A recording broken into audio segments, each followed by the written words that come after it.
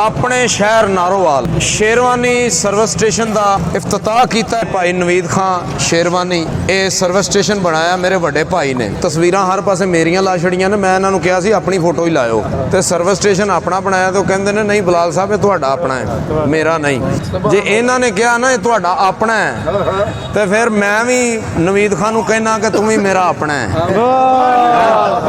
ਤੇ ਨਵੀਦ ਖਾਨ वास्ते एक शेर हो जाए कि सज्जना नाल व्यापार न करिए नहीं ते फिर इजहार न करिए।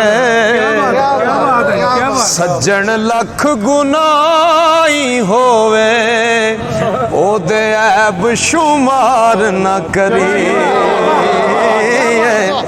सज्जन पावे बन जाए दुश्मन ओदे उत्ते वार न करिए। आज़म यार दे मरने मरिए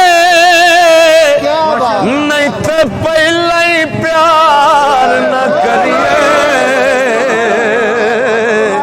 नहीं ते पहले ही प्यार न करिए। लो जी एक शेर और कि सप सप होंदे उन्ना डंगना होंदा ओ यार होवे ते नस्ली होवे। सप सप होंदे उन्ना डंगना होंदा नित पैर संभाल के रखिए। अज किसे ते विसना मुनासिब नहीं नित अपनी बाल के रखिए। होवे साफ जे नवीद खान होवे साफ जे भांडा नीयतां दा ओनू नित हंगार के रखिए।